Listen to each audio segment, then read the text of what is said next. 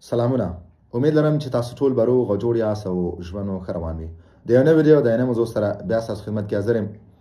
ملګرو، یو ورور کمنټ کړی دی، وایي چې ما اوس نږدې وخت کې انټرویو ورکړې ده او ما پسې یو څو ورځې کېږي چې انتظار خط راغلی دی. اوس ډېر ملګري راته وایي چې تا ته انتظار خط ستا د انټرویو نه بعد راغلی، نو دې لپاره به ته ستا چانسز ډېر دي چې ته منفي شي.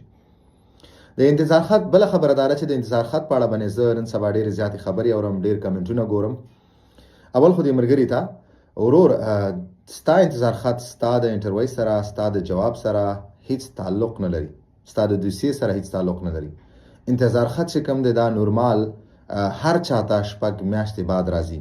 که په دغه شپږو میاشتو کې چا انټرویو ورکړي که نه ورکړي، که د انټرویو ته منتظري که جواب ته منتظري، دغه خط ستا د انټرویو سره، ستا د دوسیې سره نه، ستاسو انټرویو سره ستا په جواب باندې نه څه اثر لري او نه څه تعلق لري. دغه خط صرف او صرف دې دپاره دی چې دلته فرانسه کې قانون دا دی چې دوی وایي ستاسو دوسیه باید په شپږو میاشتو کې راغونډه شي، او دا خط په دې معنا باندې دی چې تاسو منتظر اوسېږئ، موږ ونه کړی شو چې ستاسو دوسیه په شپږو میاشتو کې راغونډه کړو. د دې خط دا معنا ده. نو دا ستا د جواب سره هیڅ تعلق نه لري، هیڅ وجه، هیڅ اثر ستا په جواب باندې نه لري. که هر څوک دا خبرې تاسو ته کوي، دا په مکمل ډول باندې غلطي خبرې دي، داسې خبرو ته غوږ مه ږدئ.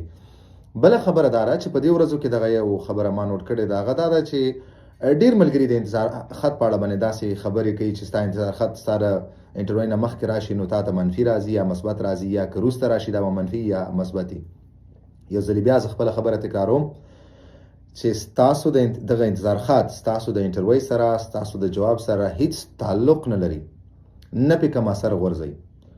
دا خبره دومره مهمه نه وه، خو ما دې دپاره دا راواخیسته او دې دپاره زه دا ویډیو جوړوم چې داسې ډېر ملګري دي چې هغه دغسې خلکو ته غوږ نیسي یا دغسې خبرې دوی اورېدلي او داسې خبرو باندې دوی یقین کوي. هغو دپاره دغه ویډیو زه جوړوم. بلکې دغه ملګري په دې کمنټ کې دا لیکلي هم دي چې ما ته یو ذهني یو تشویش جوړ کړی دی، مشکل راته جوړ کړی دی. نو ځکه مې دغه کمنټ راواخیسته او ځکه مې دا موضوع راواخیسته.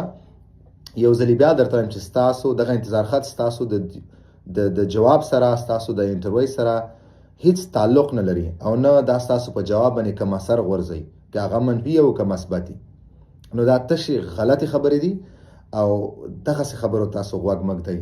او هر څوک چې دا خبرې کوي هغو ته وایم چې خدای ته وګورئ، داسې بې ځایه خبرې مه کوئ، خپلو وطندارانو ته بې ځایه تشویشونه مه جوړوئ، د ځان نه خبرې مه کوئ. مننه. که کوم ملګری پوښتنه لري، تاسو خپله پوښتنه ته په یوټیوب چینل باندې کمنټ کولی شئ. انشاءالله په خپل وخت به زه ستاسو د کمنټ تاسو ته جواب درکړم. ویډیو همدومره وه. په مخه.